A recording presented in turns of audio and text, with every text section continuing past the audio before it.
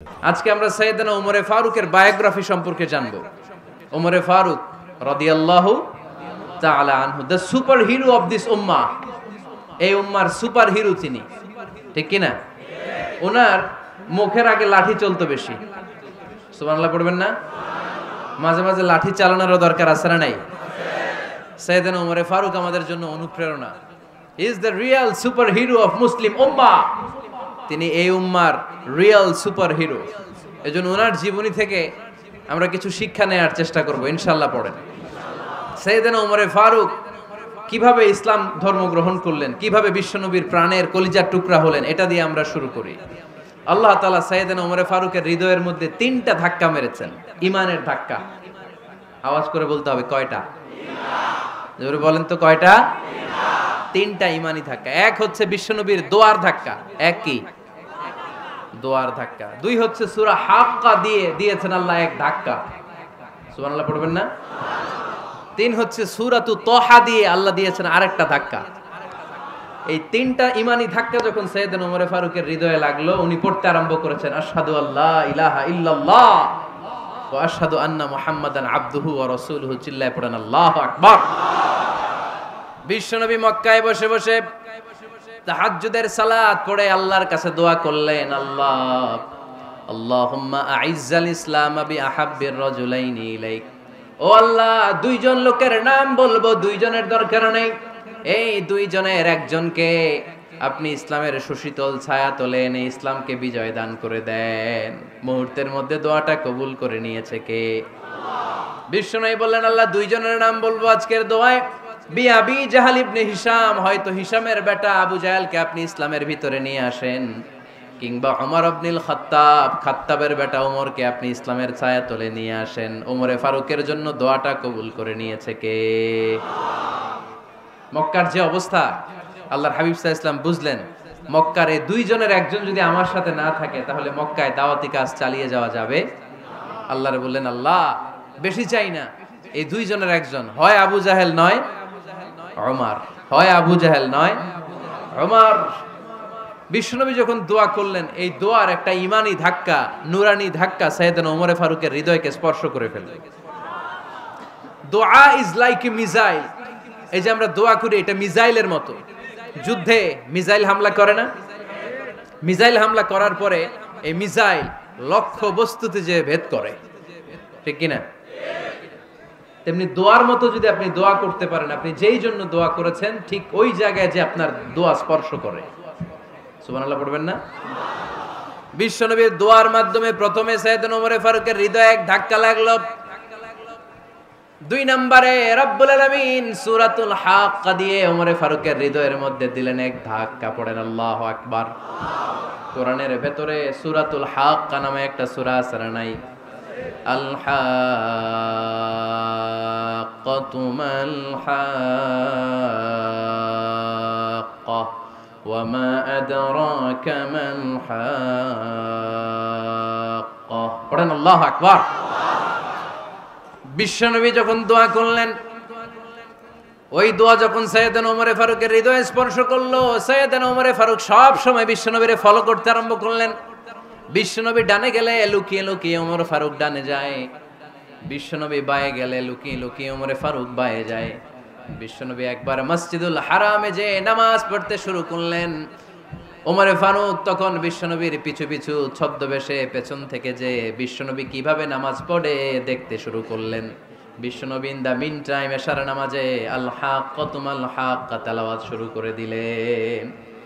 আল হাক্কাতু মাল হাক্কা তেলাওয়াত শুরু করে দিলেন। তেলাওয়াত করতে করতে বিশ্বনবী যখন তেলাওয়াত করতেছে, ওমরে ফারুক এরকম দুলতেছে আর মজা পাচ্ছে। ওমিয়া বিশ্বনবীর কণ্ঠ বুঝি আমার মতো কণ্ঠ, আপনার মতো কণ্ঠ, আহমদ বিন ইউসুফের কণ্ঠ, আব্দুল বাসিতের কণ্ঠ না?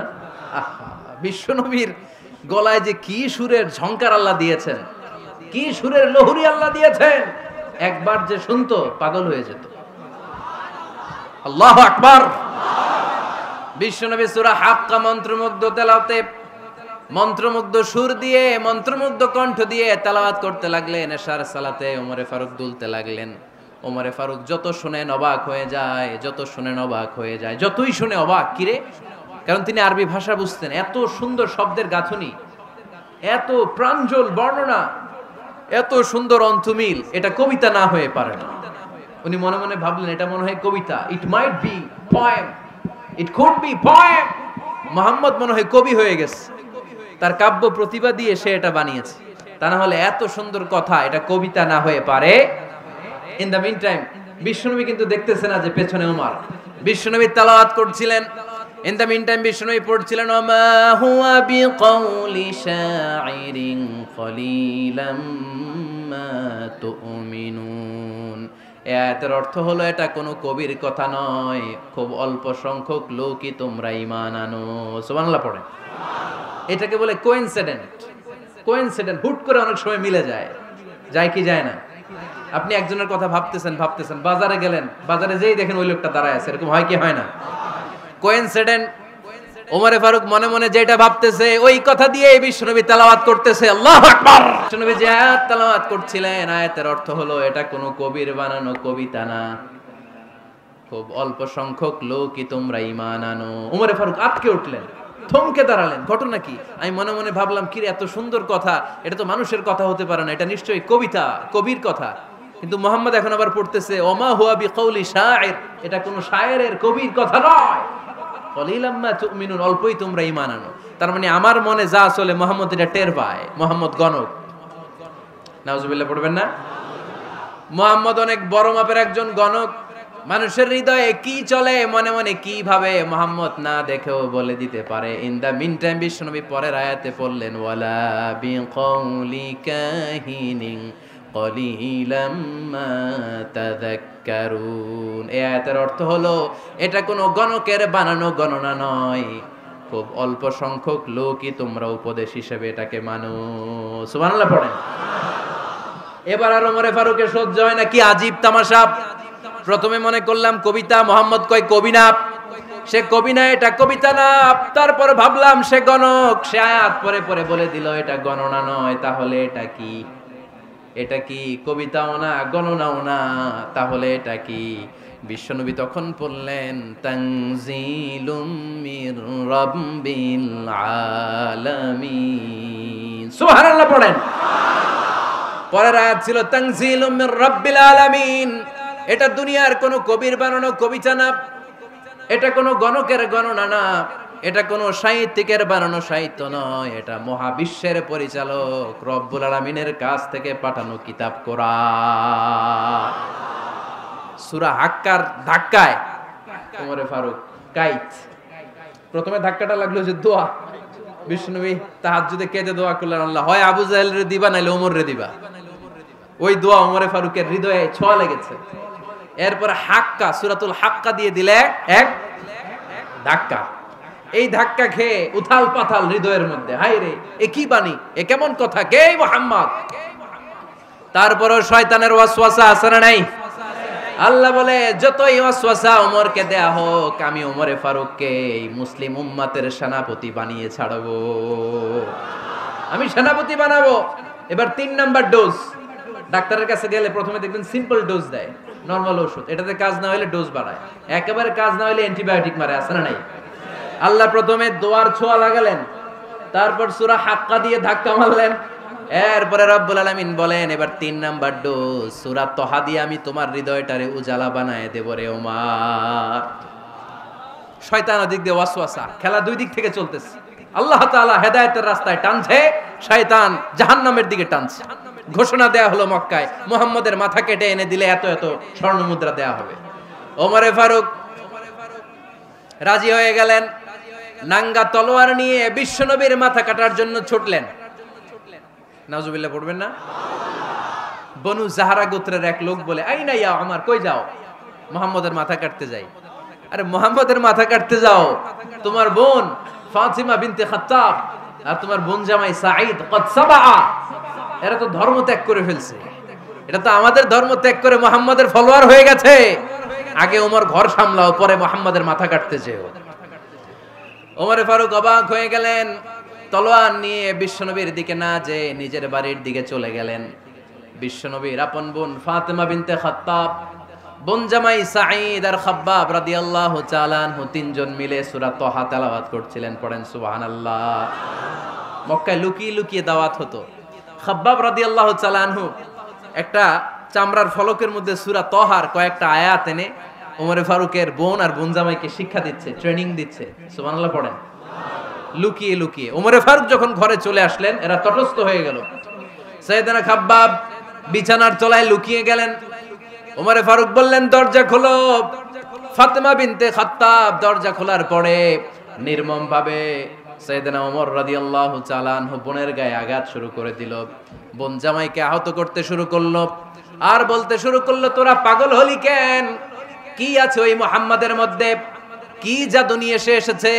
সে যাই বলে লোকজন পাগল হয়ে যায়, সবাই তার উপর কালিমা পড়ে ঈমান এনে ফেলে। কি এমন জিনিস তোদের কাছে আছে যেটা দেখে মুহাম্মদকে তোরা ভালোবাসলি? কি আছে? কি পড়তেছিলি আমারে দেখা। ফাতেমা বলে, ইন্নাকা রিজসুন লা ইয়ামাসসুহু ইল্লাল মুতাহহারুন। ও আমার ভাই ওমর, তুমি নাপাক। তুমি কি? লা ইয়ামাসসুহু ইল্লাল মুতাহহারুন, পবিত্রতা অর্জন না করে এই কোরআন ধরা যায় না। সুবহানাল্লাহ পড়েন। ওমরে ফারুক গোসল করে আসলেন, কারণ ধাক্কা তো আগে কয়েকটা খাইছে। কথা বুঝেন নাই বোধহয়। প্রথমে দোয়ার ধাক্কা, পরে কোন সূরা দিয়ে ধাক্কা? হাক্কা দিয়ে ধাক্কা। 3 নম্বরে এখন আরেকটা ধাক্কা খাবে। গোসল করে আসলেন। ফাতেমা বিনতে খাত্তাব বললেন, গোসল যখন করে এসেছেন, এই নেন। ওমরে ফারুক এবার চামড়ার কাপড়ের মধ্যে সূরা তহার প্রথম আয়াতের দিকে নজর করলেন। নজর করেই কোরআনের প্রেমে পড়ে গেলেন। পড়েন সুবহানাল্লাহ। ওমরে ফারুক পড়তে আরম্ভ করলেন, তহা মা আনজালনা আলাইকাল কুরআনা লিতাশকা ইল্লা তাযকিরাতাল লিমান ইয়াখশা তানজিলাম মিম্মান খালাকাল আরদা ওয়াস সামাওয়াতিল উলা। সুবহানাল্লাহ পড়েন।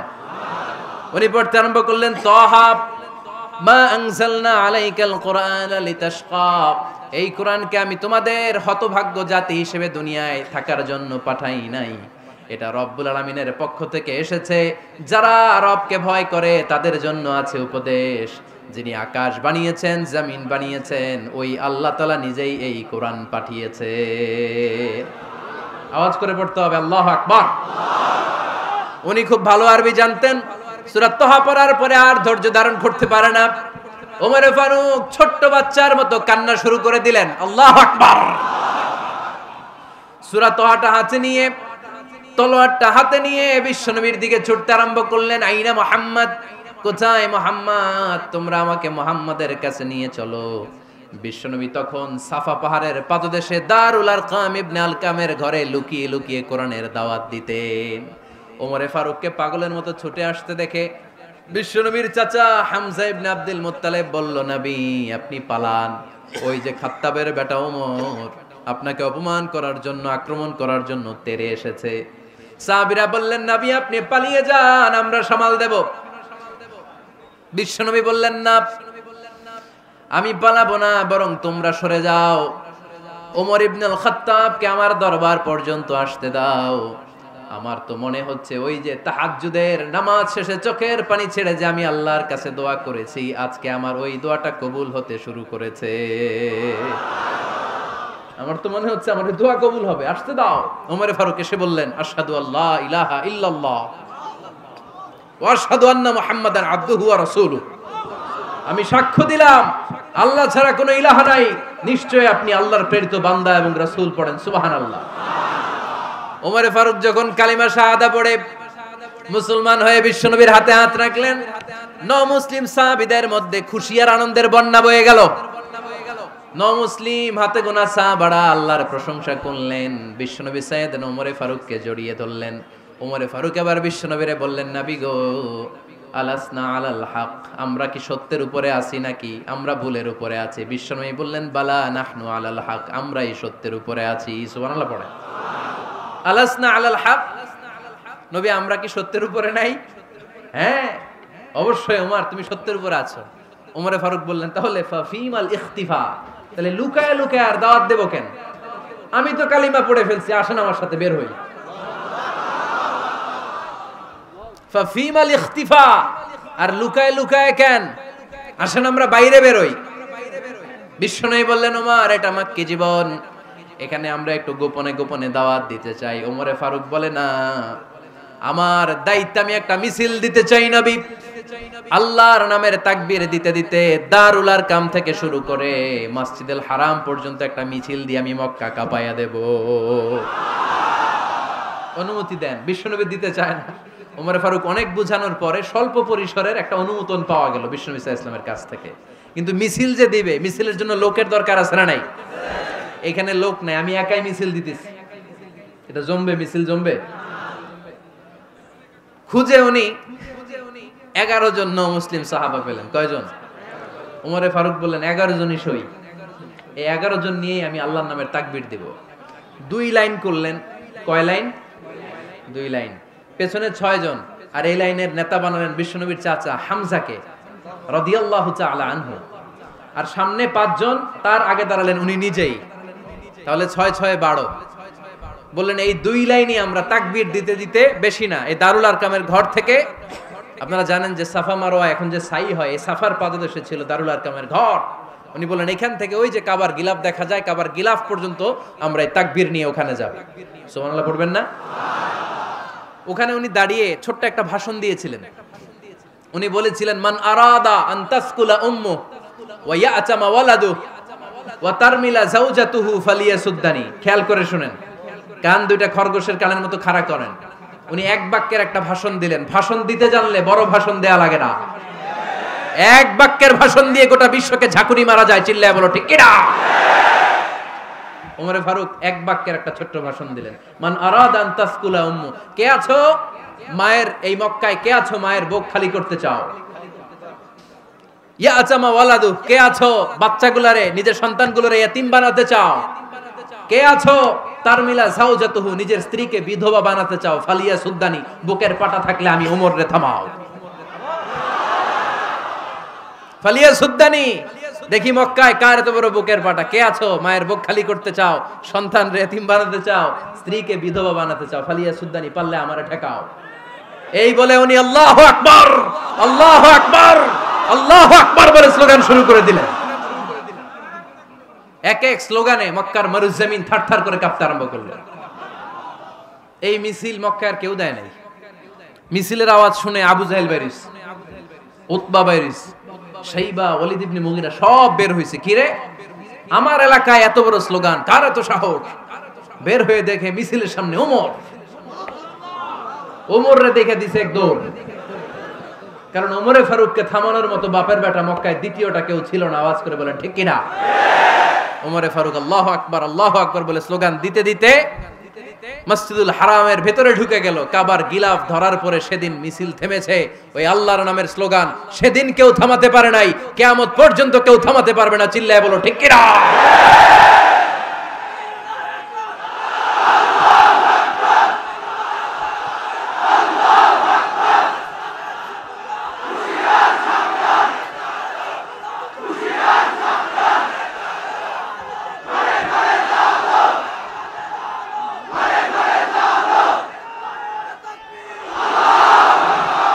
ওইরকম একটা ওমরের দরকার, আমাদের বেশি চাই না। জোরে বলেন ঠিক কিনা?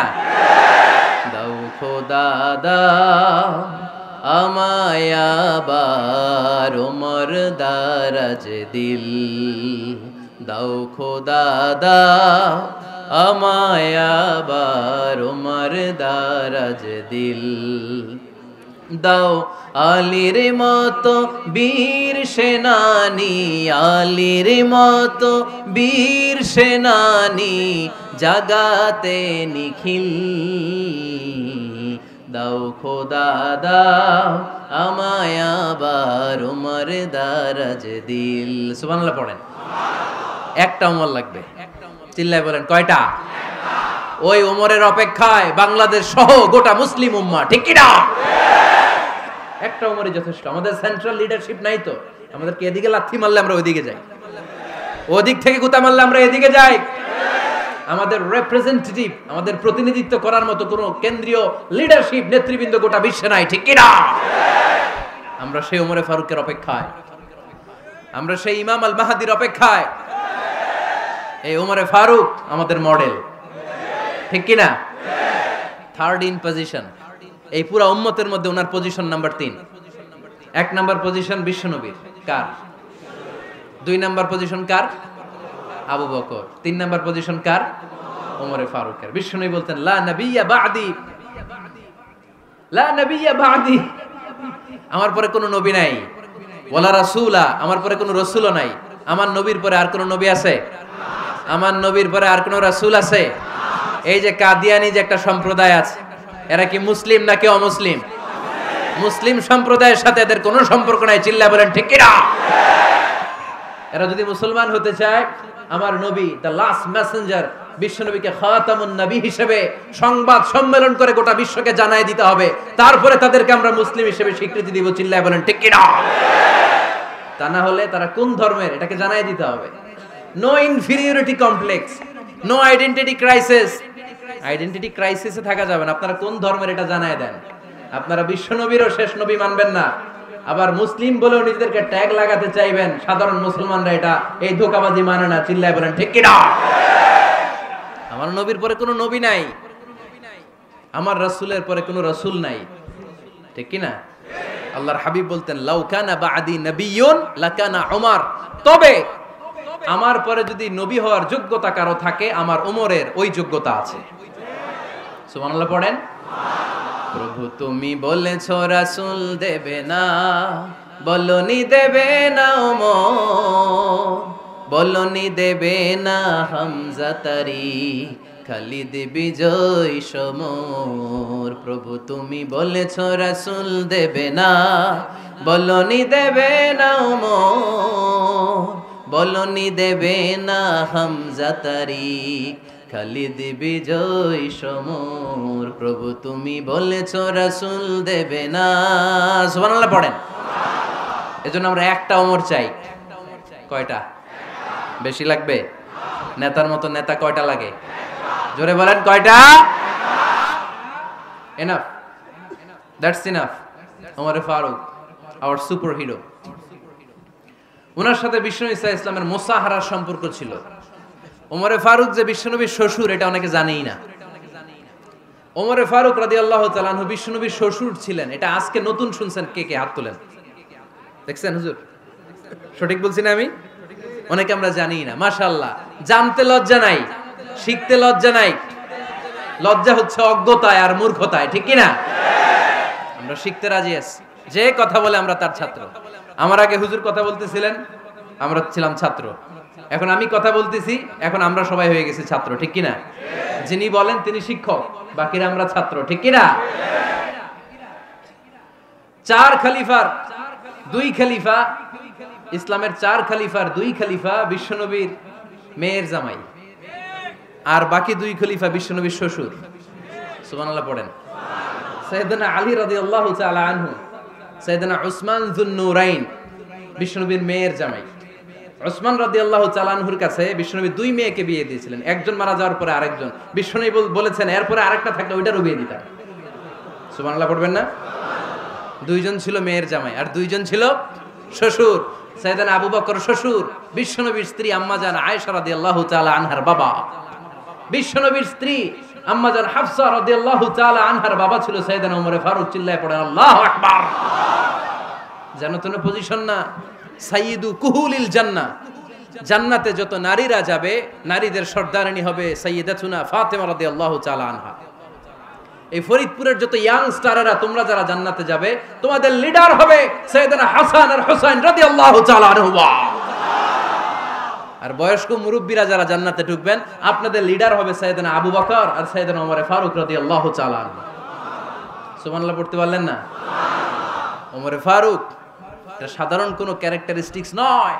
ওনাকে আল্লাহ তাআলা নলেজও দিয়েছেন, আবার দিনদারিও দিয়েছেন।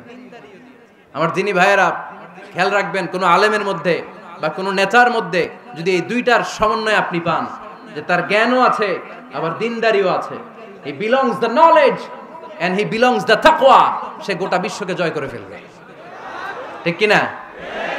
যার মধ্যে জ্ঞান আছে, যার মধ্যে তাকওয়া আছে, তারে কেউ থামায় রাখতে পারে? ওমরে ফারুককে এই 2 নেয়ামত দিয়ে ধন্য করেছে কে? সহিহ বুখারীর বর্ণনা, বিশ্বনবী সাহাবীদের সামনে একটা স্বপ্নের কথা বলছেন। বিশ্বনবী বললেন, আমি স্বপ্নে দেখলাম আমার আঙ্গুলের ফাঁকা থেকে দুধ বের হচ্ছে, আমি তৃপ্তি সহকারে দুধ খেলাম। খাওয়ার পরে দেখলাম আঙ্গুলের মধ্যে একটু দুধ লেগে আছে। আমার আঙ্গুলে অতিরিক্ত লেগে থাকা দুধটা আমি ওমরে ফারুকের মুখের মধ্যে লাগিয়ে দিলাম। সাহাবারা বললেন, ইয়া রাসূলুল্লাহ, ইয়া হাবিবাল্লাহ, মাযা আওয়ালতা বিহি, এই স্বপ্নের আপনি কি ব্যাখ্যা করলেন, আমরা তো বুঝলাম না। বিশ্বনবী বললেন, আওয়ালতু বিহি আল ইলম, আমি এই দুধ দিয়ে জ্ঞানের ব্যাখ্যা করেছি, কারণ ওমরকে আল্লাহ যেই জ্ঞান দিয়েছে গোটা বিশ্বের কাউকে এত জ্ঞান দেয় না। এজন্য স্বপ্নে যদি কেউ দেখেন যে আপনি দুধ খাচ্ছেন, তার মানে আল্লাহ তাআলা আপনার জ্ঞান বাড়ায় দিবে। ওমরে ফারুককে দুধ খেয়ে অতিরিক্ত দুধের অংশটা বিশ্বনবী আবু বকর রাদিয়াল্লাহু তাআলা আনহুর মুখে দেন নাই, সাইয়েদনা উসমানের মুখে দেন নাই, আলী রাদিয়াল্লাহু তাআলা আনহুর মুখে দেন নাই। স্বপ্নে ওই অতিরিক্ত লেগে থাকা দুধটা বিশ্বনবী ওমরে ফারুকের ঠোঁটের মধ্যে লাগিয়ে দিয়েছেন। এই হাদিস থেকে প্রমাণ হয় আল্লাহ তাআলা জ্ঞানের নেয়ামতে সাইয়েদনা ওমরে ফারুককে ধন্য করেছেন। আবার বুখারীর বর্ণনা, বিশ্বনবী সাল্লাল্লাহু আলাইহি ওয়াসাল্লাম আরেকটা স্বপ্নের বর্ণনা দিচ্ছেন। তিনি বললেন, তোমাদের সবাইকে স্বপ্নে আমার সামনে দাঁড় করানো হলো। আমি দেখলাম তোমাদের কারো জুব্বা নাভি পর্যন্ত, কারো জুব্বা হাঁটু পর্যন্ত, কারো জুব্বা টাকনু পর্যন্ত। ওমরে ফারুককে যখন স্বপ্নে আমার সামনে দাঁড় করিয়ে দেয়া হলো, আমি দেখলাম ওমরের জুব্বা এত লম্বা, ওমর টেনে হিচড়ে তার জুব্বা নিয়ে সামনে হেঁটে যাচ্ছে। সাহাবারা বললেন, ফামাযা আওয়ালতা বিহি ইয়া রাসূলুল্লাহ, ও আল্লাহর রাসূল, এই স্বপ্ন দিয়ে আপনি কি বোঝাতে চাইলেন, আমরা কিছু বুঝলাম না। বিশ্বনবী বললেন, আউয়ালতু বিহি আদ-দীন, আমি এই হাদিসের দ্বারা দ্বীনের ব্যাখ্যা করলাম, যার জামা যত লম্বা তার দ্বীনদারি তত বেশি। সুবহানাল্লাহ, আসতে পড়েন। স্বপ্নে দেখলেন কোন সাহাবীর জুব্বা নাভি, কোন সাহাবীর হাঁটু, কারোটা টাকনু, কিন্তু ওমরে ফারুকের জুব্বা এত লম্বা, ইয়াজুরু সাওবাহু, তিনি তার জুব্বা টেনে হিচড়ে যাচ্ছেন। বিশ্বনবী বললেন, এটা দ্বারা আমি দ্বীন, আমি তাকওয়া, দ্বীনদারি, তাকওয়া, এটার ব্যাখ্যা করেছি। তার মানে ওমরে ফারুকের তাকওয়ার সামনে সব তাকওয়া পানি হয়ে যাবে। কোন সুবহানাল্লাহ। আল্লাহ তাআলা সাইয়েদনা ওমরে ফারুককে দ্বীনের জ্ঞান দিয়েছেন, তাকওয়া দিয়েছেন। যুবক ভাইরা, যাকে আল্লাহ তাআলা দ্বীনের জ্ঞান দেয়, যাকে আল্লাহ তাআলা তাকওয়ার এই গুণ দিয়ে সমৃদ্ধ করে, তার জন্য গোটা বিশ্বের সব দরজাগুলোকে ওপেন করে দেয় কে? কত বড় মুত্তাকি ছিলেন সাইয়েদনা ওমরে ফারুক। মদিনার সমাজে কয়জন মুনাফিক ছিল বিশ্বনবী ছাড়া কেউ বলতে পারতেন না। বিশ্বনবী কোন সাহাবীকে মুনাফিকদের লিস্ট দিয়ে যান নাই, একজন সাহাবী ছাড়া। দেখি কেউ বলতে পারেন কিনা ওই সাহাবীর নাম? কি নাম? হুযায়ফা ইবনুল ইয়ামান রাদিয়াল্লাহু তাআলা আনহু। ওনাকে বলা হতো সাহিবু সিররি রাসূলিল্লাহ, আল্লাহ রাসূল সাল্লাল্লাহু আলাইহি ওয়াসাল্লামের গোপন তথ্যের ধারক বাহক। সুবহানাল্লাহ পড়বেন না? বিশ্বনবী ইন্তেকালের আগে মদিনার সমাজে মোট কয়জন মুনাফিক আছে, এই তথ্য আবু বকরকে বলেন নাই, ওমর রাদিয়াল্লাহু তাআলা আনহুকে বলেন নাই, উসমান রাদিয়াল্লাহু তাআলা আনহু, আলী রাদিয়াল্লাহু তাআলা আনহু, আশারাতুল মুবাশশিরিনা বিল জান্নাহ কোন সাহাবীকে বলেন নাই। শুধুমাত্র কেবলমাত্র একমাত্র হুযায়ফা ইবনুল ইয়ামান রাদিয়াল্লাহু তাআলা আনহুর কাছে মুনাফিকদের লিস্টে বিশ্বনবী দিয়ে গিয়েছেন। সুবহানাল্লাহ পড়েন। মদিনায় কারা কারা মুনাফিক কেউ জানতো না হুযায়ফা ছাড়া। কে ছাড়া? নামটা আজকে মুখস্থ করেন, যাতে অন্য কোনো ওয়াজে কেউ জিজ্ঞেস করলে বলতে পারেন।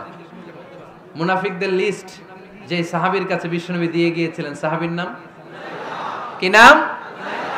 নামটা কেমন লাগে? ভাল লাগে? অনেকে আমারে জিজ্ঞেস করে, হুজুর আমার ছেলে হবে আগামী মাসে, একটা নাম দেন। নাম দিয়ে দিলাম হুযায়ফা।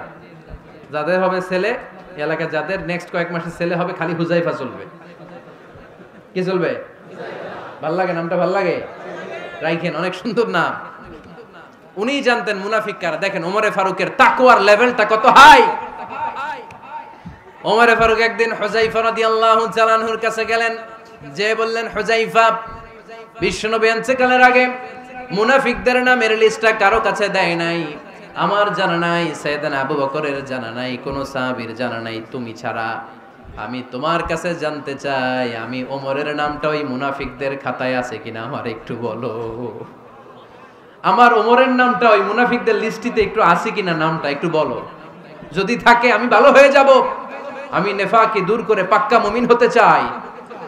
আমার নাম যদি মুনাফিকের লিস্টে থাকে আমি তো শেষ। হুযায়ফা চোখের পানি ছেড়ে দিয়ে বলে, আমিরুল মুমিনিন, কেমন প্রশ্ন করলেন আপনি? আপনি বিশ্বনবীর শ্বশুর, এই উম্মতে আপনার পজিশন 3 নাম্বার। আপনারে মুনাফিকরা ভয় পায়, শয়তান আপনারে ভয় পায়। আপনি জান্নাতে সব বয়স্ক লোকদেরকে নিয়ে জান্নাতের মধ্যে আগে আগে ঢুকবেন, কেমন করে মুনাফিকদের কাতারে আপনার নাম থাকতে পারে? ওমর সুবহানাল্লাহ পড়ে। কি বিনয়ী, কি তাকওয়া! হুযায়ফাকে যে ধরতেন, হুযায়ফা একটু বলো না আমার নামটা মুনাফিকদের লিস্টিতে আছে কিনা। ওমরে ফারুকের যদি এই টেনশন থাকে যে আমি মুনাফিক হয়ে গেলাম কিনা, আমাদের এই টেনশন থাকার দরকার আছে না নাই? হ্যাঁ, যেন সব সময় আল্লাহর কাছে দোয়া করতে হবে, আল্লাহ তুমি নেফাকি থেকে আমাদেরকে বাঁচাও। আরো জোরে পড়েন আমিন। ওমরে ফারুক রাদিয়াল্লাহু তাআলা আনহু আমাদের সুপার হিরো, আমাদের সবাই বলেন আমাদের। উনি কত বড় সুপার হিরো শুনেন। উনি জুমার খুতবা দিচ্ছেন। কি দিচ্ছেন? মসজিদে নববীতে খুতবার মাঝখানে হঠাৎ বললেন, ইয়া সারিয়াতাল জাবাল, ইয়া সারিয়াত ইবনে জানিমিল জাবাল। এই কথা বলেই আবার খুতবা দিতে শুরু করলেন। ওনার এই ইয়া সারিয়াত ইবনে জানিমিল জাবালের সাথে আগের কথারও কোনো মিল নাই, পরের কথারও কোনো মিল নাই। জুমার নামাজের পর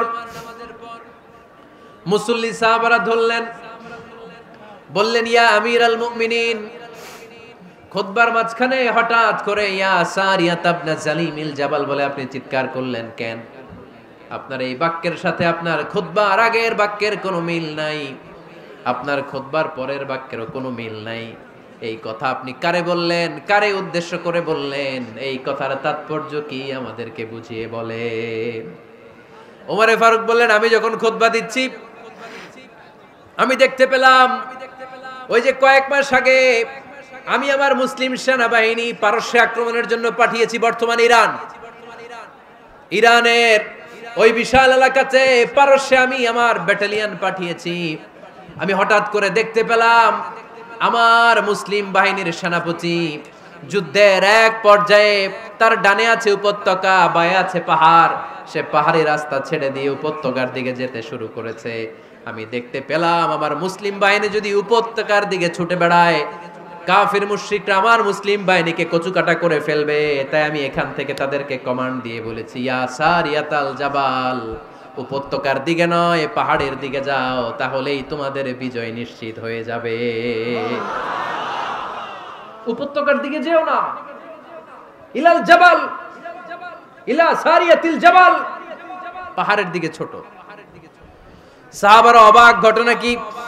উনি বসে আছেন মদিনায় মসজিদে নববীর মিম্বারে দাঁড়িয়ে, উনি যদি ইয়া সারিয়াতাল জাবাল বলে এটা কি ইরানে যাবে নাকি?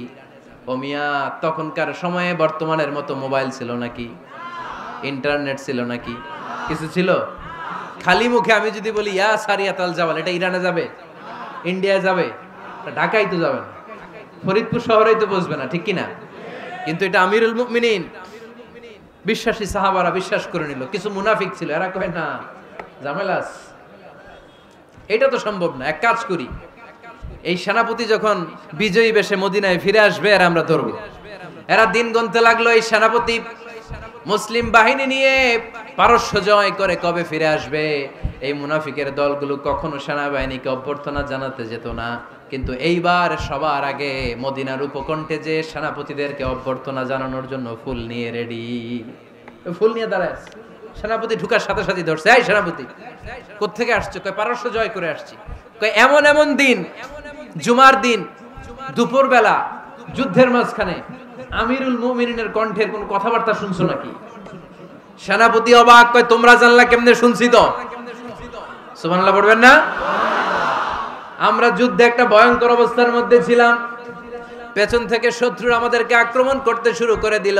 ডানে যাব না বায়ে যাব, সামনে যাব নাকি পেছনে যাব, রাস্তা খুঁজে পাচ্ছি না।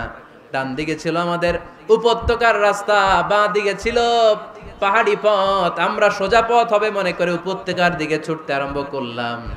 হঠাৎ করে আমিরুল মুমিনিনের কণ্ঠ বজ্র কণ্ঠে আমার কানের মধ্যে ভেসে আসলো, আমার মনে হলো আমিরুল মুমিনিন কেমন যেন আমাকে কমান্ড দিচ্ছেন আর বলছেন, ইয়া সারিয়াতাল জাবাল, ডান দিকে উপত্যকার পথে নয়, তাড়াতাড়ি পাহাড়ের দিকে সৈন্যবাহিনী নিয়ে উঠে যা।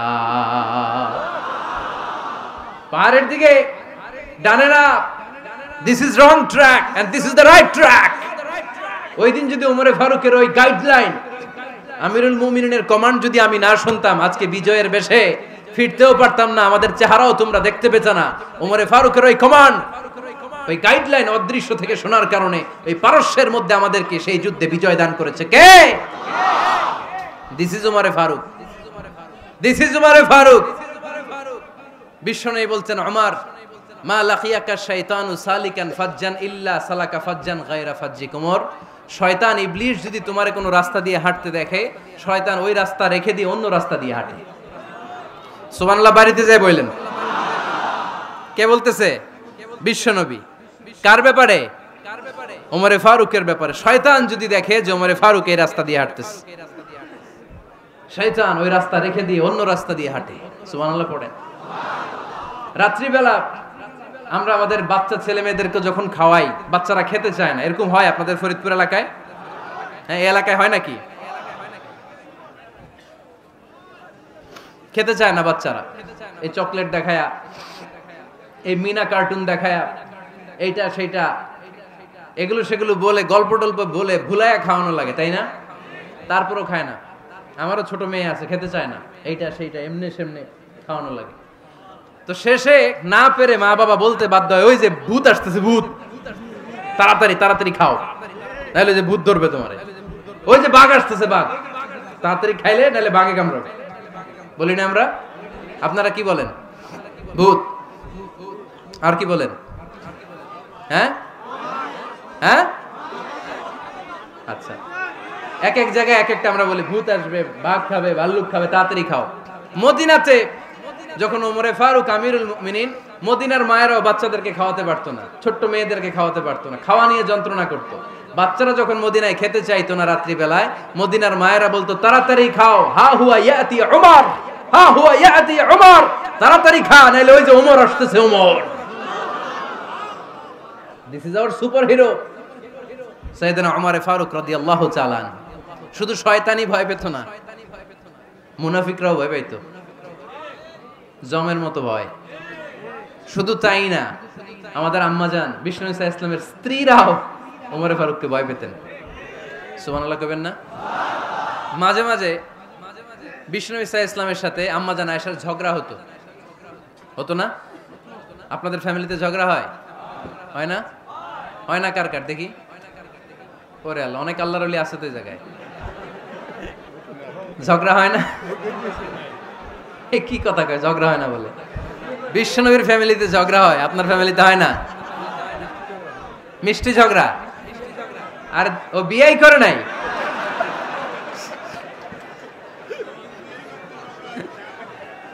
ঝগড়া তো হবেই, দাম্পত্য জীবনের মজাটাই তো এখানে।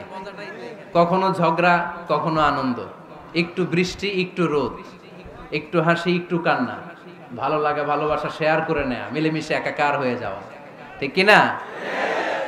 তো আল্লাহর হাবিব সাল্লাল্লাহু আলাইহি ওয়াসাল্লামের সাথে আম্মাজান আয়েশার ঝগড়া হতো। তো একদিন ঝগড়া হয়ে দুইজন রেগে আছে। খবরদার, দুইজন রেগে থাকবেন না আবার।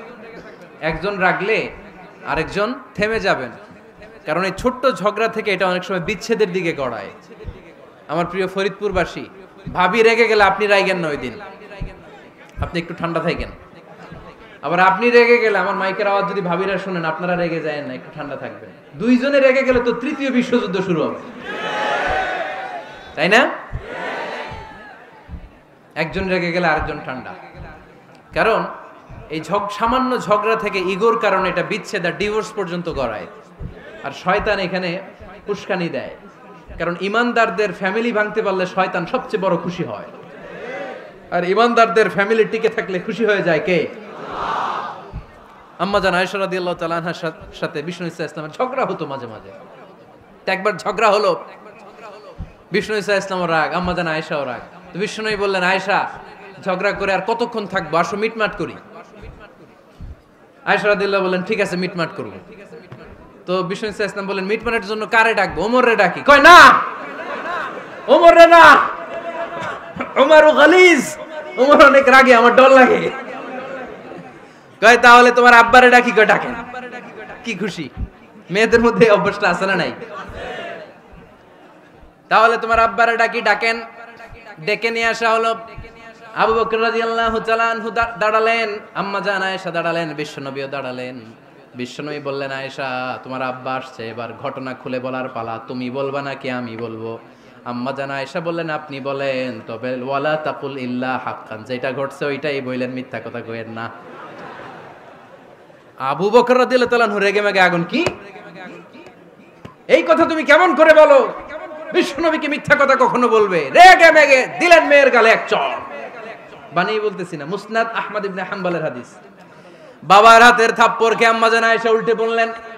সাইয়েদনা আবু বকর রাগে গড়গড় করছেন, আবার মারার জন্য তেড়ে গেলেন। এবার বাঁচার জন্য আম্মা জান আয়েশা বিশ্বনবীর পিছনে যে আশ্রয় নিলেন, বিশ্বনবী বাঁচানোর জন্য দুই হাত মেলে দাঁড়িয়ে গেলেন। পড়েন সুবহানাল্লাহ। বিশ্বনবী যখন দুই হাত মেলে দাঁড়িয়ে গেলেন, সাইয়েদনা আবু বকর রাদিয়াল্লাহু আনহু থেমে গেলেন। সাইয়েদনা আবু বকর রাদিয়াল্লাহু তাআলা আনহু ঘর থেকে বের হয়ে বারান্দায় দাঁড়ালেন। পড়েন সুবহানাল্লাহ। এবার বিশ্বনবী আম্মা জান আয়েশার কাছে যেয়ে বলেন, ইয়া আয়েশা কাইফা রাআইতিনি আনকাসতুকি মিনার রাজুল, দেখছো কেমনে বাঁচাইলাম? আমি না থাকলে ভর্তা বানাই ফেলতো আজকে। আমি বাঁচাইছি তোমারে, আমি, আমার লগে ঝগড়া করো তুমি। লজ্জায় পড়ে আম্মা জান আয়েশা খিলখিল করে হেসে দিলেন, বিশ্বনবীও হেসে দিলেন। দুইজনের হাসির মধুর আওয়াজ শুনে সাইয়েদনা আবু বকর বাইরে থেকে অবাক, কিরে এতক্ষণ না ঝড় তুফান, এখন দেখি হাসি। সালাম দিয়ে অনুমতি নিয়ে ভিতরে ঢুকলেন। ঢুকে দেখেন আম্মা জান আয়েশাও হাসে, বিশ্বনবীও হাসে। এ হাসি দেখে আবু বকর রাদিয়াল্লাহু আনহু হেসে দিলেন। আরশের উপর থেকে খুশি হয়ে গেলেন কে? এবার সাইয়েদনা আবু বকর রাদিয়াল্লাহু তাআলা আনহু বললেন, ইয়া রাসূলুল্লাহ আশরিকানি ফি সিলমিকুমা কামা আশরাকতুমানি ফি হারবিকুমা।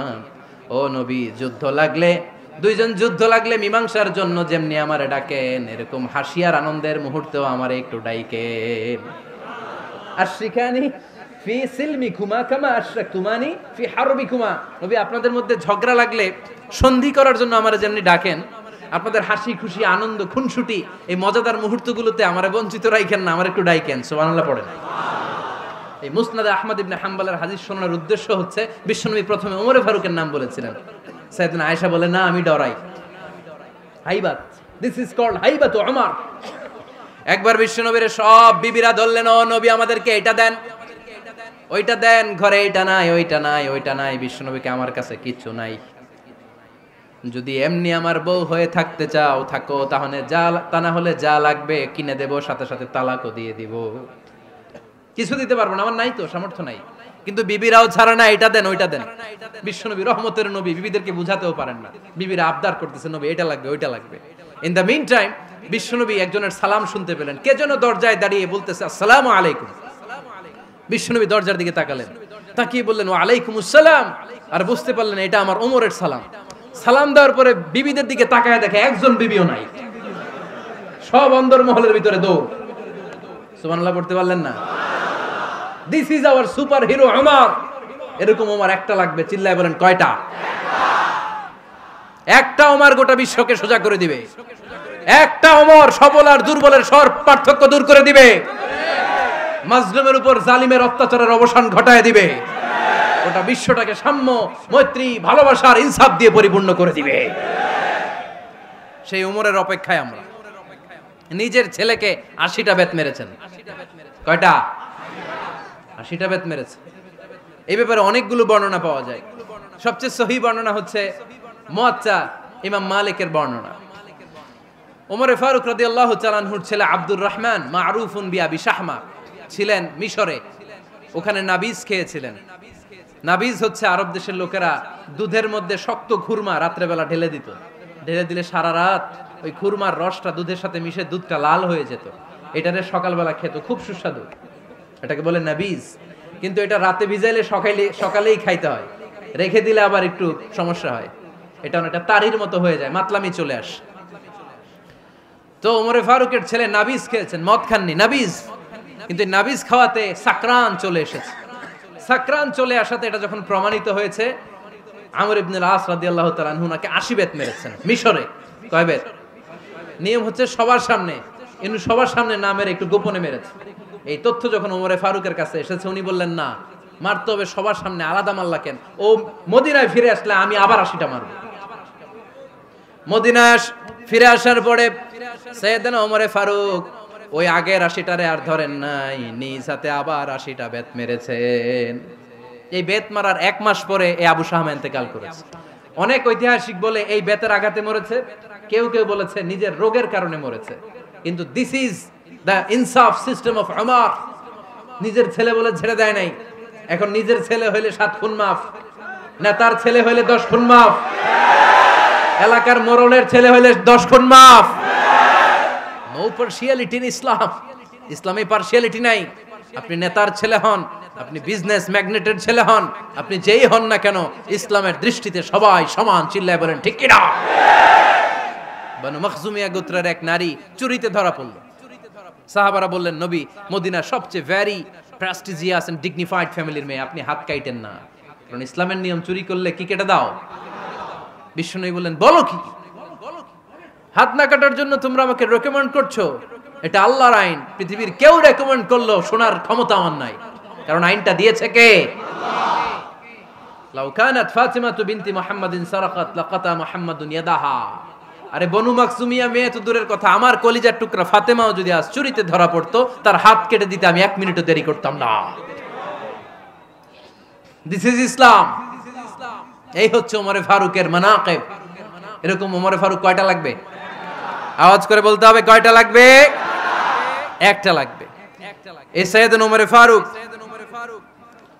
মদিনার প্রথম চিফ জাস্টিস ছিলেন। সর্বপ্রথম উনার পরামর্শে সাইয়েদনা আবু বকর রাদিয়াল্লাহু তাআলা আনহু কোরআনকে সংকলন করেছেন। আমরা এই যে কোরআন পড়ি 30 পারা, এমদাদিয়া লাইব্রেরির 114টা সূরা, কত সুন্দর সন্নিবেশ করা হয়েছে, এখানে সাজানো হয়েছে। আল্লাহর হাবিব সাল্লাল্লাহু আলাইহি ওয়াসাল্লামের সময় কি এরকম কোরআন ছিল নাকি? ছিল না। খেজুর পাতার মধ্যে, গাছের বাকলের মধ্যে, ওটের বড় হাড্ডির মধ্যে আর পাথরের মধ্যে খোদাই করা কোরআন ছিল। সাইয়েদনা আবু বকরের সময় রাদিয়াল্লাহু তাআলা আনহুর সময় যুদ্ধ হলো, 70 জন হাফেজ সাহাবী ইন্তেকাল করলেন। সাইয়েদনা আবু বকর রাদিয়াল্লাহু তাআলা আনহুকে ডেকে ওমরে ফারুক বললেন, ও আবু বকর, এইভাবে হাফেজে কোরআন সাহাবীরা যদি দুনিয়া থেকে বিদায় হয়ে যায়, আল্লাহর কোরআনও তো বিদায় হয়ে যাবে।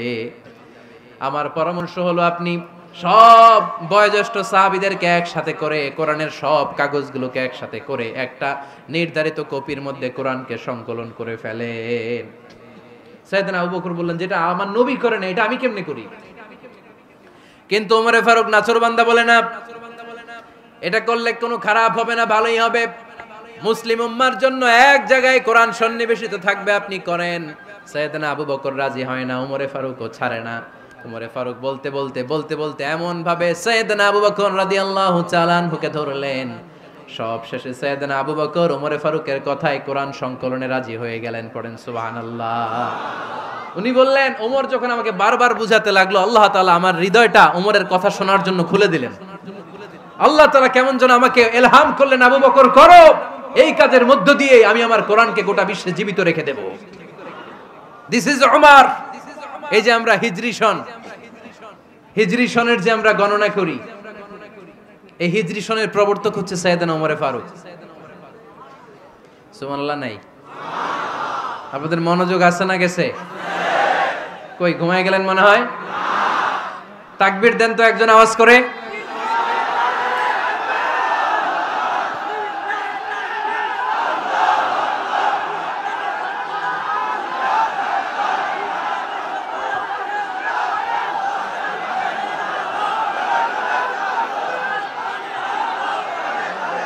মাশাআল্লাহ, মাশাআল্লাহ। বসেন বসেন, এখনই শেষ করে দেব কিছু সময়ের মধ্যে। আমরা একসাথে বিদায় নিব ইনশাআল্লাহ। ওঠা বসা করবেন না, ওঠা বসা করবেন না, বসেন। সাইয়েদনা ওমর ফারুক এই হিজরি সনের গণনা শুরু করেছেন। সাহাবারা বলল, আমিরুল মুমিনিন, খ্রিস্টানদের ঈসাই সন আছে, আমাদের মুসলমানদের কোনো সন নাই। আমাদের একটা সন থাকলে আমাদের জিজিয়া নিতে, আমাদের যাকাতের টাকা উত্তোলন করতে অনেক সুবিধা হবে। ওমর ফারুক বললেন, তাহলে কোন সালকে হিজরি, কোন সালকে মুসলিম সাল হিসেবে আমরা ঘোষণা দিতে পারি? একজন বলল, আমার নবী যেই সালে জন্মগ্রহণ করেছেন ওই সালে। ওমর ফারুক বললেন, না, আমার নবীর জন্ম আমাদের জন্য খুশির দিন, কিন্তু এটা আমাদের জন্য প্রেরণা নয়। প্রেরণা নবীর কাজে, ঠিক কিনা? আরো কিছু সাহাবারা বলল, তাহলে যেই সালে আমার নবী ইন্তেকাল করেছে ওইটারে প্রথম সাল ধরেন। ওমরে ফারুক বললেন, না, যেদিন তিনি ইন্তেকাল করেছেন এটা আমাদের দুঃখের দিন, এটা আমাদের প্রেরণা নয়। আমাদের প্রেরণা হচ্ছে বিশ্বনবীর ত্যাগ, তিতিক্ষা আর কাজের মধ্য দিয়ে। জোরে কোন ঠিক কিনা? ওমরে ফারুক বললেন, যেদিন বিশ্বনবী ইসলাম রক্ষায় নিজের মাতৃভূমি ছেড়ে মক্কা থেকে মদিনায় গিয়েছেন, ওই দিনটাকে হিজরি প্রথম দিন ধরে আমরা হিজরি সাল গণনা করে শুরু করে দেব। ওইটাই হচ্ছে হিজরি সন। সেখান থেকে হিজরি সনের প্রবর্তন করেছেন সাইয়েদনা ওমরে ফারুক রাদিয়াল্লাহু তাআলা আনহু। এই যে স্টেট গভর্নমেন্ট, এই যে প্রিজন, জেলখানা, ক্যান্টনমেন্ট, সচিবালয়, গণভবন, বঙ্গভবন, মুক্তিযোদ্ধাদের ভাতা, রাষ্ট্রীয় ভাতা, এই সব নিয়ম কানুন সাইয়েদনা ওমরে ফারুক তার রাষ্ট্রীয় আমলে তিনি নিজে করেছেন। চিল্লায় পড়েন আল্লাহু আকবার। মুসলমানদের আলাদা কারেন্সি, নিজস্ব মুদ্রা ব্যবস্থা নিজে চালু করেছেন। সৈনিকদের মধ্যে যারা বিবাহিত, প্রতি 6 মাস অন্তর অন্তর 1 মাসের ছুটি কাটাতে তারা ফিরে আসবে, সাইয়েদনা ওমরে ফারুক চালু করেছেন। চিল্লায় আওয়াজ করে পড়েন আল্লাহু আকবার। এই যে আমরা 20 রাকাত সালাতুত তারাবি পড়ি রমাদানে, পড়েন না আপনারা?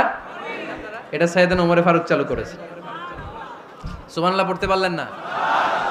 কোরআনে মোট 22টা আয়াত আছে যেখানে সাহাবারা ইনডিসিশনে ভুগছিলেন। বিশ্বনবীর মত একটা, ওমরে ফারুকের মত আর একটা। এই 22 জায়গায় আল্লাহ তাআলা বিশ্বনবীর মতের পক্ষে আয়াত নাজিল না করে ওমরে ফারুকের মতের পক্ষে কোরআনের আয়াত নাজিল করেছেন। আওয়াজ করে পড়েন আল্লাহু আকবার। এদিকে উঠলেন কেন আপনারা? যারা উঠছেন আমার দিকে তাকান।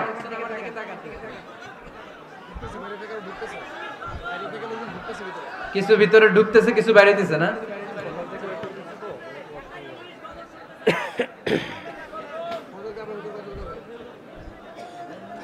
সাইয়েদনা ওমর ফারুক, আমরা সাহাবীদের জীবন চরিত পড়তে চাই না, কত যে অনুপ্রেরণামূলক দৃষ্টান্ত সাইয়েদনা ওমর ফারুক আমাদের জন্য রেখে গিয়েছেন। ওমর ফারুক যখন খলিফা, দিনের বেলায় যদি রাষ্ট্রে কোনো নিয়ম জারি করতেন, দিনের বেলায় জনগণকে কোনো বিষয়ে যদি নিষেধ করতেন, রাত্রে বেলায় খাওয়ার সময় ফ্যামিলি মেম্বারদের সবাইকে বলতেন, এই দিনের বেলা আমি জনগণকে এই কাজ করতে নিষেধ করেছি, তোমরা আমার ফ্যামিলি মেম্বার, খবরদার তোমরা এই কাজ করো না। জনগণ করলে যতটুকু শাস্তি, তোরা করলে পাবি ডবল শাস্তি। সুবহানাল্লাহ কইবেন না? আমাদের নেতারা ওই বাড়ির বিচার করে, ওই বাড়ির মাইয়ার বিচার, ওই বাড়ির পোলার বিচার, নিজের পোলা গাঞ্জা টানে, আছে না নাই? নিজের মেয়ে অপরাধ করে, আছে না নাই? কি নেতা ছিলেন ওমর ফারুক! আগে নিজের ঘর সামলিয়েছেন, আগে নিজেকে সামলিয়েছেন, নিজের ঘর ঠিক করেছেন। বলেছেন জনগণ করলে যত বেদ, তোরা করলে double Veda. This is call leader, ঠিক কি না? এক বাবা এসে বললেন, ওমর ফারুক আমার ছেলে কথা শোনে না, বেয়াদব। ওমর ফারুক ছেলেরে ডাকলেন, বাবা তুমি তোমার আব্বাজানের কথা শোনো না, এটা তো কবিরা গুনাহ। ছেলে বলে, ওমর ফারুক সব দায় দায়িত্ব আল্লাহ ছেলে মেয়েদেরকে দিয়েছে, বাবা মাকে কোনো দায়িত্ব দেয় নাই। ওমর ফারুক বললেন, অবশ্যই দায়িত্ব দিয়েছে। তাহলে বলেন আমার বাবার দায়িত্ব কি? উনি বললেন, প্রাইমারিলি প্রথমত 3 দায়িত্ব। আইয়ান তাকিয়া উম্মা, পৃথিবীর প্রতিটি বাবার উচিত ছেলেদের মেয়েদের জন্য ভালো মায়ের ব্যবস্থা করা। 2 নম্বরে আইয়ুহসিনা ইসমা, সুন্দর তার একটা নাম রেখে দেয়া। 3 নাম্বার ইউআল্লিমাহুল কিতাব, তার আল্লাহর কিতাব শিক্ষা দেওয়া। এবার ছেলেকে আমার আব্বা 3টার একটাও করে নাই। এবার ওমর ফারুক রেগে গেলেন, বাবার কাঁধে ধরলেন, বললেন তুই ছেলের জন্য বিচার নিয়ে আসলি, তোর 3টা দায়িত্বের একটাও তুই পালন করিস নাই। ছেলে বলে, আমিরুল মুমিনিন, আমার মা নর্তকী, আমার মা মাজুসি, আমার মায়ের মধ্যে কোনো আদব কাদব নাই, সুন্দরী দেখে আমার মা রে বাবা বিয়ে করছে, আমার মায়ের কাছ থেকে জীবনে কিছু শিখি নাই। 2 নাম্বার সাম্মানি খানফাসা, আমার বাবা আমার নাম রেখেছে চামচিকা। কি নাম রাখছে? এটা নাম হইলো একটা, এরকম উল্টাপাল্টা নাম আছে না নাই? না, এগুলো রাখবেন না।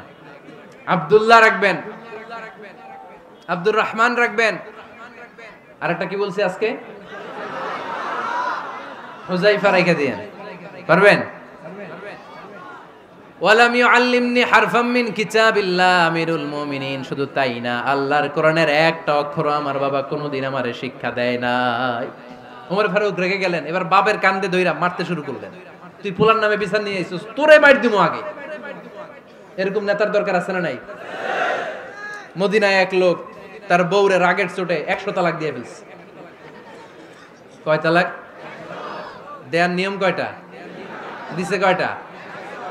এবার স্ত্রী কাঁদতে কাঁদতে এসে বলে, আমিরুল মুমিনিন দেখেন, আমার স্বামী আমারে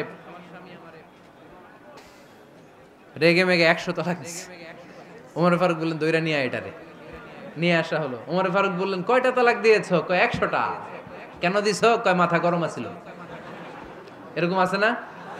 তালাক দেওয়ার সময় সব তালাক, তুই তালাক, তোর মা তালাক, তোর বোন তালাক, সব তালাক। তালাক দিবে ওয়াইফ রে, দিতেছে সবাই রে। তো ওমর ফারুক বললেন, দিবে 3টা, 100টা দিলা কেন? কয় মেজাজ গরম ছিল। কয় দাঁড়া, আত-তালাকু মিন শাআইরিল্লাহ, তালাক হচ্ছে আল্লাহর দেয়া বিধানের একটা নিদর্শন। এটা নিয়ে তুই খামখেয়ালি করলি? আমার রায় শোন। আমার রায় হচ্ছে 3 তালাকে তোর বউ তালাক, বাকি 97 তালাক তোর পিঠের উপরে পড়বে। এরকম বিচারের দরকার আছে না নাই? এরকম দৃষ্টান্তমূলক বিচার যদি বাংলার জমিনে দেয়া হতো, আর কোন নারী ধর্ষিতা হতো? আর কোন নারীকে অ্যাসিড মারা হতো? আর কোন নারী যৌতুকের জন্য কান্না করত? একটা আমল লাগবে, বেশি না। কয়টা লাগবে? তিনি গভর্নর সিস্টেম চালু করেছিলেন। Governor system, Islamic state. Bahrain, Yemen, মিসর, কুফা, বসরা, মক্কা, মদিনা, এই 7 জায়গায় 7 জন গভর্নর পাঠিয়েছেন। তাদের থেকে তথ্য নিতেন। এই গভর্নর সিস্টেম উনি বানিয়েছেন। সাইয়েদনা আমর ইবনে আল-আস রাদিয়াল্লাহু তাআলা আনহুকে পাঠিয়েছেন মিশরে। মিশরে একটা দৌড় প্রতিযোগিতা হতো। ওই দৌড় প্রতিযোগিতায় আমর ইবনে আল-আস রাদিয়াল্লাহু তাআলা আনহুর ছেলে অংশগ্রহণ করেছে। কিন্তু এক মিশরি ওই দৌড় প্রতিযোগিতায় চ্যাম্পিয়ন হয়ে গেছে। রানার্স আপ হয়েছে আমর ইবনে আল-আসের ছেলে। এবার মিশরি ফার্স্ট আর গভর্নরের ছেলে সেকেন্ড। রাগের চোটে আমর ইবনে আল-আসের ছেলে ওই মিশরির মাথার মধ্যে কয়েকটা বাড়ি মেরেছে। মিশরি বলে, আমার মারলা কেন? তুমি খেলাই পারো না, আমারে মারলা কেন? কয়, আনা ইবনুল আকরামিন, আমি গভর্নরের পোলা, আমি যা বলবো এটাই হবে, আমার উপরে কথা নাই। মিশরি ওইখানে আর ঝগড়া বাঁধায় নাই। মনে দুঃখ নিয়ে মদিনায় চলে আসলেন। এসে বললেন, আমিরুল মুমিনিন, আপনি আমর ইবনুল আস রাদিয়াল্লাহু তাআলা আনহুকে মিশরের গভর্নর বানিয়ে পাঠিয়েছেন। একটা প্রতিযোগিতায় আমি চ্যাম্পিয়ন হয়েছি, ওনার ছেলে হয়েছে রানার আপ। কেন সে চ্যাম্পিয়ন হতে পারে নাই? এই কারণে আমার মাথায় লাঠি দিয়ে 3টা বাড়ি মেরে বিচারটা দিছে কার দরবারে? কথা বুঝেন নাই বোধহয়? ওমর ফারুকের দরবার। ওমর ফারুক বললেন, তাই আগামী বছরের অমুক তারিখ আমি সব গভর্নরদেরকে ডেকে হিসাব নই, তো ওই দিন তুই থাকবি, পারবি না? মিশরে বলে, পারবো মানে অবশ্যই পারবো। ওই দিন 7 রাজ্য থেকে 7 গভর্নর হাজির, গভর্নরদের ছেলেরাও হাজির, মিশরীয় হাজির। 7 গভর্নরের কাছ থেকে 7 এলাকার খোঁজ খবর নেয়ার পরে ওমরে ফারুক বললেন, আইনাল মিসরি, মিশরি লোকটা কই, এদিকে আয়। মিশরি সামনে আসার পরে বলল, আমর ইবনুল আস, তুমি মিশরের গভর্নর, তোমার ছেলে সহ তুমি আসো। আমর ইবনুল আস এসে সামনে বসে রইলেন। এবার বললেন, ও আমর ইবনুল আসের ছেলে, তুমি নাকি ইবনুল আকরামিন গভর্নরের ছেলে, তুমি যা বলবা মিশরে নাকি তাই হবে, তোমার নাকি অনেক দাপট। নিজে একটা লাঠি এনে মিশরীর হাতে দিয়ে বলল, এবার তোর মাথায় যতটা মারছে তুই ততটা গুনে গুনে মার, আমি দেখব। আমর ইবনুল আস দেখবে, আমর ইবনুল আসের ছেলেরে তুই এখানে মার। সে বলতেছে, থাক, আপনি বলছেন এতেই যথেষ্ট, মারা লাগবে না, আমি মাফ করে দিলাম। ওমরে ফারুক বলল, খবরদার, মার, মার ওর মাথার মধ্যে। মিশরি ওমরে ফারুকের ধমক শুনে ভয়ে ভয়ে 3টা বাড়ি মারল। এই বাড়ি মারা দেখেও ওমরে ফারুকের হৃদয় ঠান্ডা হয় নাই। লজ্জায় আমর ইবনুল আস, বয়স হয়ে গিয়েছে সাহাবা, মাথা তখন টাক, মাথায় চুল নাই, লজ্জায় মাথাটা হেট হয়ে মাথাটা নিচু করে রেখেছে। এবার রাগের চোটে ওমরে ফারুক বললেন, এবার আমর ইবনুল আসের টাক মাথার মধ্যে একটা মার, মার। কেন ছেলেকে শিক্ষা দিতে পারে নাই? ইয়া আমর ইবনুল আস, মাতা জাআলতুমুন নাস আবিদা, তোমরা কখন মিশরীদেরকে নিজেদের দাস বানায় নিলা? ওয়াকাদ ওয়ালাদাতুম উম্মুহুম আহরারা, আর ওদের মায়েরা তো ওদেরকে স্বাধীন সন্তান হিসেবে প্রসব করেছে। মানুষদের উপর ক্ষমতাগিরি করার জন্য গভর্নর পাঠাই নাই। খবরদার, জনগণ তাদেরকে দেখভাল করার জন্য তোমাদেরকে পাঠানো হয়েছে, তাদের উপর কোনো অত্যাচার করার জন্য নয়। চিল্লায় বলেন ঠিক কি না? এরকম নেতা কয়টা লাগবে? কয়টা? ওই নেতার নাম কি? ওমর, হা হুয়া ইয়াতি ওমর। 22 জায়গায় বিশ্বনবী কয় একটা, ওমরে ফারুক বলে আরেকটা। আল্লাহ বলে, বিশ্বনবী আপনার পক্ষে আমি আয়াত নাজিল করতে পারলাম না, আমি ওমরের পক্ষে নাজিল করে দিলাম। বিশ্বনবী বলতেন, ইন্নালি কুল্লি উম্মাতিন মুহাদ্দাস, সব উম্মতের মধ্যে, সব নবীর উম্মতের মধ্য থেকে একজন করে আল্লাহ তাকে মুহাদ্দিস বানাতো। মুহাদ্দিস না, মুহাদ্দাস। মুহাদ্দাস মানে এমন লোক যিনি যা ভাবতো ওই ভাবনাটাই আল্লাহ আয়াত হিসেবে নাজিল করে দিতেন। বিশ্বনবী বলেন, আমার উম্মতের মধ্যে মুহাদ্দাস হচ্ছে সাইয়েদনা ওমর। মদিনার সবচেয়ে বড় মুনাফিকের নাম আব্দুল্লাহ ইবনে উবাই ইবনে সালুল, সব মুনাফিকদের সরদার। কিন্তু এই মুনাফিকের ছেলেটা হলো পাক্কা ইমানদার, এই ছেলের নাম হলো আব্দুল্লাহ। আওয়াজ করে বলেন, ছেলের নাম কি? আব্দুল্লাহ ইবনে উবাই ইবনে সালুল। মুনাফিক সরদার যখন ইন্তেকাল করলো, সাইয়েদনা আব্দুল্লাহ রাদিয়াল্লাহু তাআলা আনহু বিশ্বনবীর কাছে এসে চোখের পানি ছেড়ে ডেকে বলে, নবী আপনিও জানেন আমিও জানি, মদিনার সবাই জানে আমার আব্বা মুনাফিকদের সরদার, কিন্তু আমার মন তো মানে না, আমার তো পিতা, আমার তো বাবা লাগে, আমার তো মন মানে না। আপনিও জানেন মুনাফিক, আমিও জানি মুনাফিক। নবী আপনার দরবারে কিছু আমি চাই না, আপনার গায়ের একটা জামা দেন, আপনার জামাটা পরিয়ে আমার বাবারে দাফন দিব। এর উসিলায় যদি আমার আব্বারে আল্লাহ মাফ করে দেয়, দয়ার নবী মায়ের নবী জামা খুলে দিয়ে দিলেন। পড়েন সুবহানাল্লাহ। আব্দুল্লাহ রাদিয়াল্লাহু তাআলা আবার আবদার চললেন, নবী জানি আমার বাবা মুনাফিক, কিন্তু আমার তো বাবা, আপনার দরবারে ফরিয়াদ, আপনি নিজে যে আমার বাবার জানাজার নামাজের ইমামতি করবেন। দয়ার নবী মায়ার নবী জানাজার নামাজে যেতে চাইলেন। ওমরে ফারুক বললেন, নবী না, খবরদার আপনি উবাই ইবনে সালুলের জানাজায় যাবেন না। বিশ্বনবী জোর করে যেতে চাইলেন। সাইয়েদনা ওমরে ফারুক বিশ্বনবীর জামা পেছন থেকে টেনে ধরলেন। আল্লাহু আকবার। টেনে ধরলেন, যাবেন না আপনি। ওমরে ফারুকের হাত থেকে হ্যাচকা টান মেরে জুব্বা টান দিয়ে বিশ্বনবী জানাজায় চলে গেলেন। রব্বুল আলামিন আয়াত নাজিল করলেন, ইস্তাগফির লাহুম আও লা তাস্তাগফির লাহুম ওয়া ইন তাস্তাগফির লাহুম ৭০ মাররাতান ফালান ইয়াগফিরাল্লাহু লাহুম। নবী গো, একবার নয়, দুইবার নয়, ৭০ বারও যদি এই মুনাফিকের জন্য আপনি ক্ষমা চান, তার জন্য ক্ষমা নাই, তার জন্য আছে জাহান্নাম। ওয়ালা তাকুম, আপনি যাবেন না আলা কবরি, কখনো তাদের জানাজায় যাবেন না। এই যে একটা ভুল করে ফেলছেন, এটা এইবারই শেষ, এরপরে আর যাবেন না। সাইয়েদনা ওমর ফারুকের পক্ষে আল্লাহ তাআলা কোরআনের আয়াত নাজিল করে দিলেন। চিল্লায় পড়েন আল্লাহু আকবার।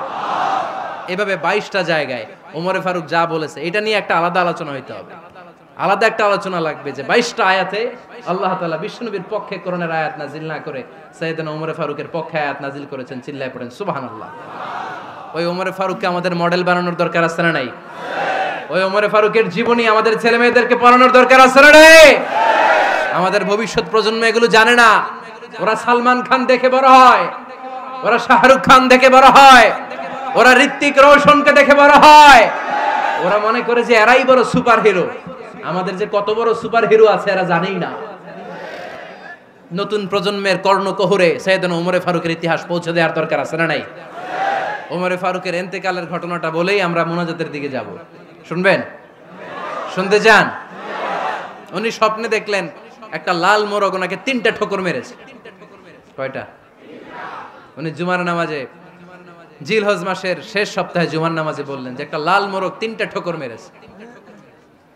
মুগীরা ইবনে শুবা রাদিয়াল্লাহু তাআলা আনহুর দাস আবু লুলু আল মাজুসি, এই লোকটা খঞ্জর বানাতে পারতো। মুগীরা রাদিয়াল্লাহু তাআলা আনহুর দাস। মুগীরা প্রতিদিন 4 দিরহাম করে চার্জ করত, যেহেতু দাস। সে এসে বিচার দিল, আমিরুল মুমিনিন, মুগীরা আমার থেকে বেশি টাকা চায়, জুলুম করে। ওমরে ফারুক বললেন, তাই? তুমি কি কাজ জানো? বলে, আমি খঞ্জর বানাতে জানি। বাড়ি কই? পারস্য। আরে তুমি খঞ্জর বানাতে জানলে তো 4 দিরহাম অনেক কম, সে তো আরো বেশি টাকা নেওয়া দরকার ছিল তোমার থেকে। আবু লুলুর এই কথা পছন্দ হয় নাই। সে কয়, ওমর তুমি সবারে দয়া দেখাও, আর আমার ক্ষেত্রে কঠিন নিয়ম বানাইলা, দাঁড়াও এই নিয়ম তোমার আমি দেখাবো। এই রাগে সে বাড়িতে যে একটা খঞ্জর বানালো। কি বানালো? খঞ্জর চিনেন? ছোট্ট ছুরি। কিছুদিন আগে ওমানের সুলতান কাবুস ইন্তেকাল করেছে, জানেন আপনারা? ওনার এই কোমরের মধ্যে খঞ্জর থাকতো, ছবিতে দেখছেন? আরব শায়েখ যারা সুলতান আমির, কোমরে কি থাকে? ছোরা থাকে, খঞ্জর।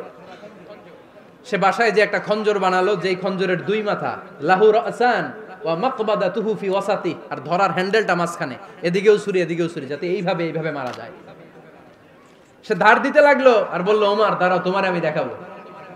ওমরে ফারুক মসজিদে নববীর ইমাম, ফজরের নামাজের সময় এ আবু লুলু আল মাজুসি বুরনুস পরে, চাদর পরে,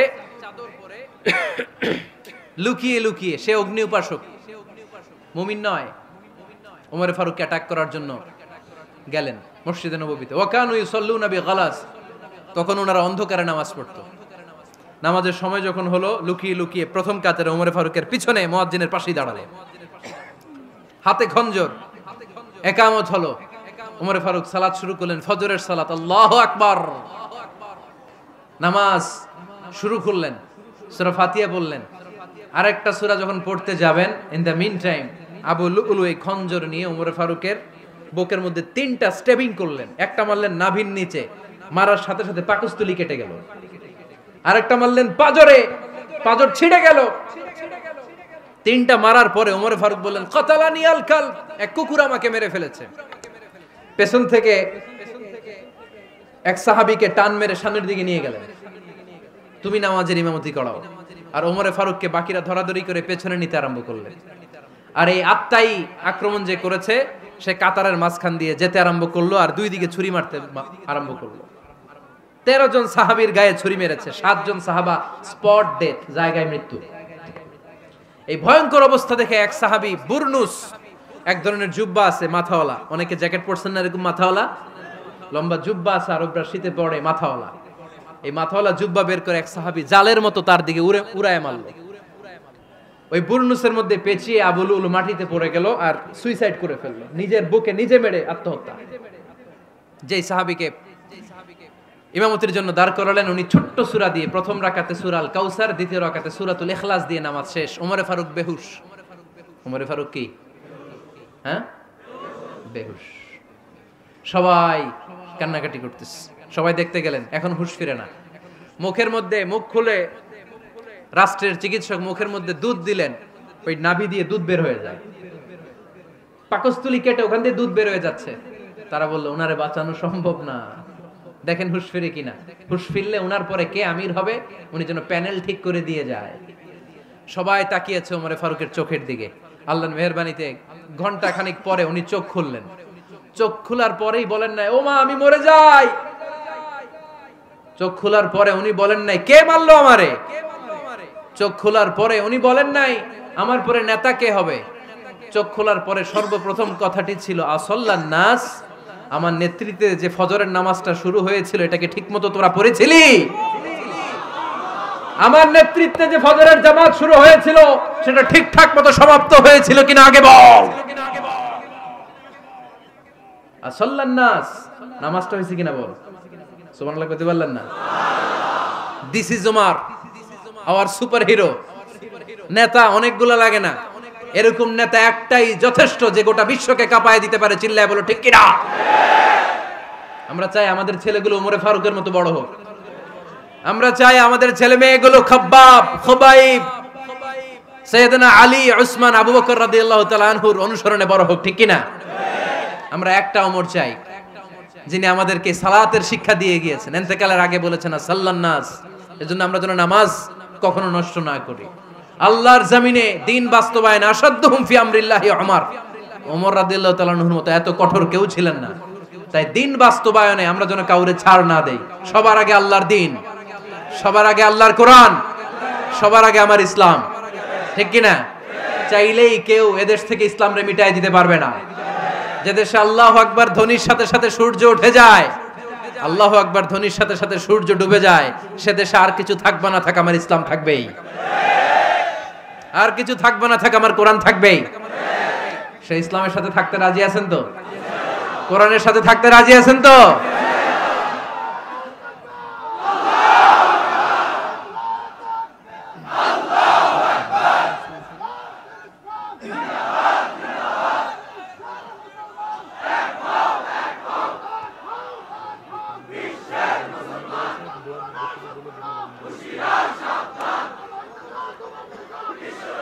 আল্লাহ আমাদের সবাইকে কবুল আর মঞ্জুর করে নেয়। আমরা পড়ি আমিন।